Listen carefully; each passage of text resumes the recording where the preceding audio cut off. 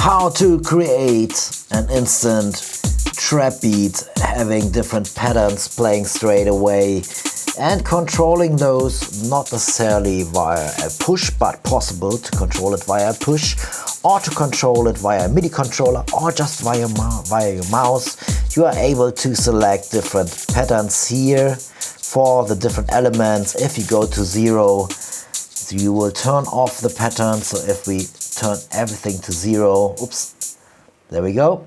Now we can just start with the kick, just to give you an idea how easy it could be to create a trap beat in Ableton Live here via a Max for Live device of mine. So hi, I'm Toby from abletondrummer.com. And let's turn everything off. I have this Max for Live device here, which gives you a good starting point for creating a MIDI clip pattern here. This can be used live if you want to stay experimental here and just like change the patterns on the fly live. You could as well record those into MIDI clips, so you would instantly really quickly create some trap beat here quickly. Okay, so let us go through the device step by step. I just give you a general overview here first. So as I showed you already, you got the different patterns here which you can select, 10 patterns on each. If you go down to 0, the current part here will be turned off. So if we have the kick here now, you can do this via a push, via the dials on the encoders on your push. You could as well use your MIDI controller here. So let's quickly map this up.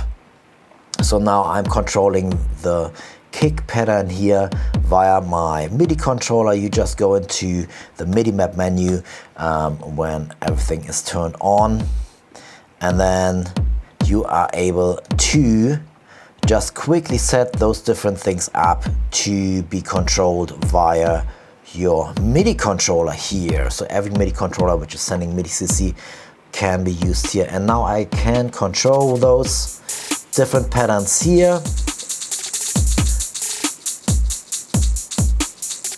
via my MIDI controller. Okay, so this is a Max for Live device. Max for Live is needed to make use of this. Max for Live is included in Ableton Live Suite or can be bought as an add-on towards Ableton Live Standard. So you can get this device on my homepage. Just follow the link in the video description here. And now let's go through the different settings we got on each part of the device here. So obviously we have an on-off switch which would be controlled if you MIDI map this via your MIDI controller. Just going all the way down to 0 will turn that off.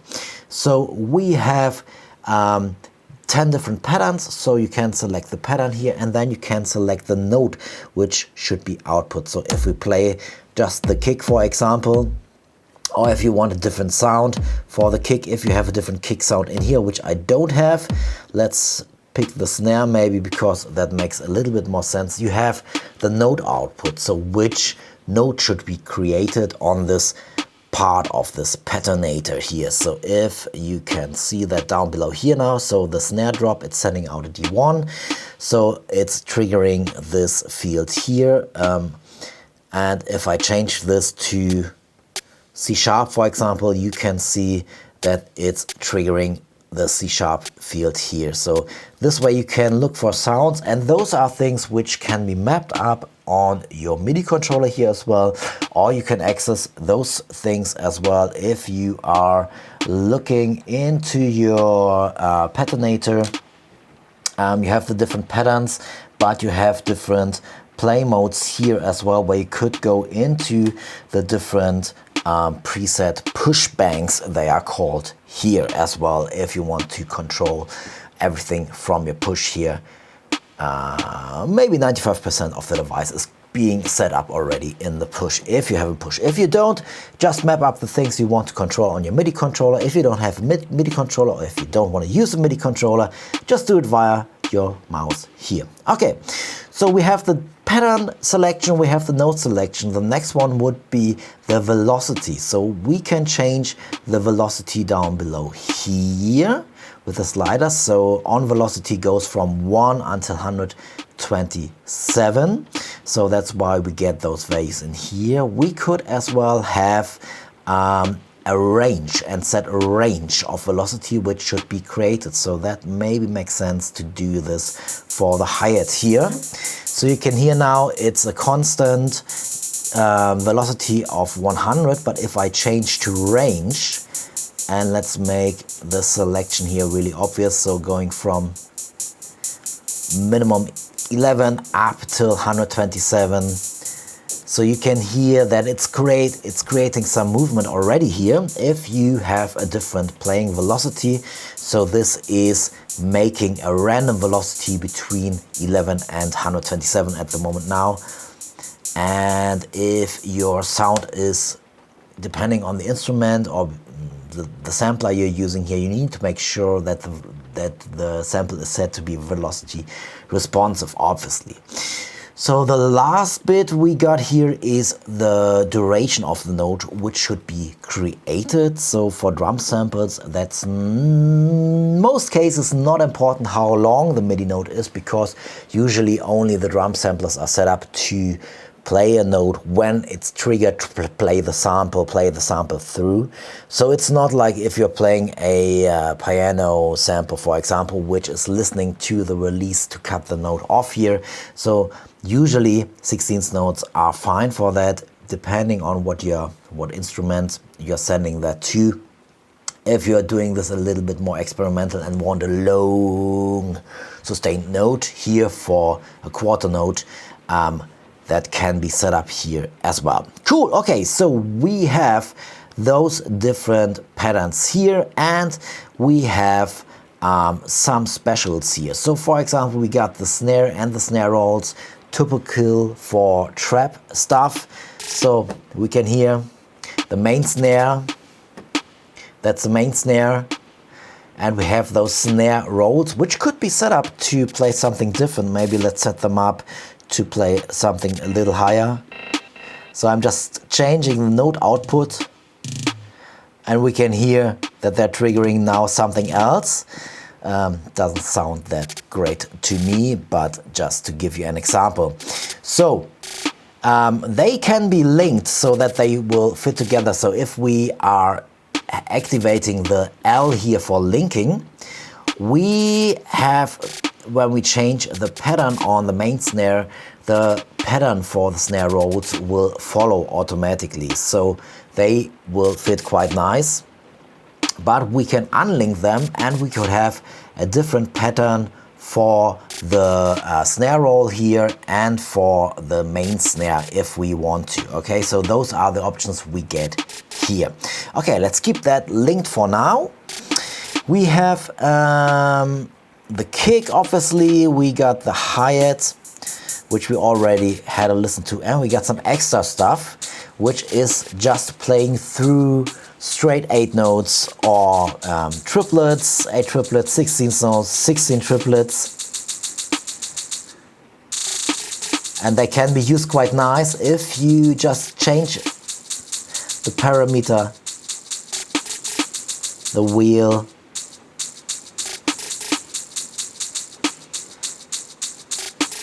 And here again, if you want a different sound to play this through, yeah, we got a right sound here, which is on A sharp 1. Maybe something like this, okay? So we have, let's turn on everything just to get a feeling for the beats. Okay, so this is obviously a good starting point for a trap beat. It might not be the finished trap beat you want to go for, but the beauty is you can just quickly get those ideas here into a MIDI clip. So for example, if we just select this track here, create a new track, and then record from this first track where we got the patinator on into this track here. So we need to select MIDI from, and then we need to arm this track, and then we hit record. 1, 2, 3, 4.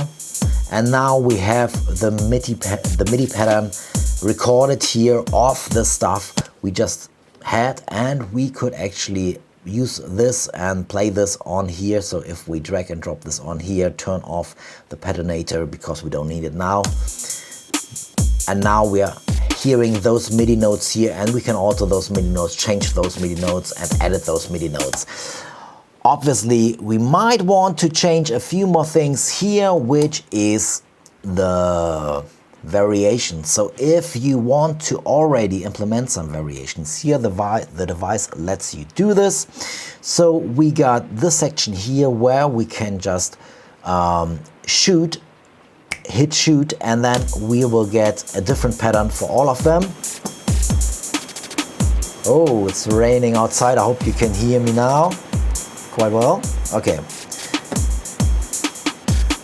So when I hit shoot, the beat will change, and all the different patterns will change here as well. I have to talk loud now because it's really rainy now outside, and I'm in my studio, so not sure if you can see that. Anyways, so we have the different patterns we can change here, and we can have a beat, and then we can hit hold, and it will go to different patterns once we hold it, and once on release it will jump back to the patterns we selected beforehand. So this way you can create some change. If you want this just for one bar or just for a quarter note, you can just hold this button here, and you can see it's all the different patterns are going to a different part here, all the patterns wheels, but they jump back to the one from before and you selected before. So this is very similar to the variations here. Obviously you don't want a beat to be all the same always, so you want some variations here. So let's set everything to 2, and let's keep the snare rolls linked. If you unlink them, you can control them independently. I showed you this before. So now on every second bar,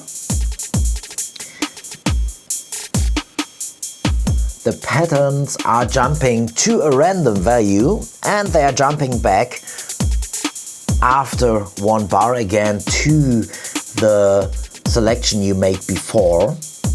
So we can see here now the kick pattern is at 6, and it shows us that it will go back to 6 after one bar after the variation. So I can set up different variations here. I could say, okay, I just want the kick and the snare to do variations and not the hi-hat, so I set the hi-hat to no.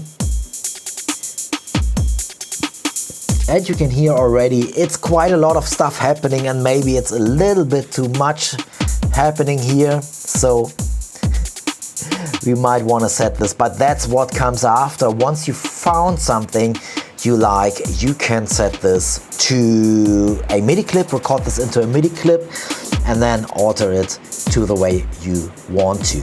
Okay, so we have one more thing here, which is quite typical for the trap stuff. So I'm now in full time. You could set the whole thing to half time here as well. So because sometimes people are thinking, let's say we got a beat in 70, but sometimes people think that and start that in 140, so that's a little bit too fast obviously for a trap beat. So if you're thinking in 140, you want to set the whole thing to half time, H time. And now it's, even if you set up 140 here, the beat will play in the half time thinking, so it's actually playing in 70 BPM. I mean, it just matters how you count this and how you want to proceed with that. So obviously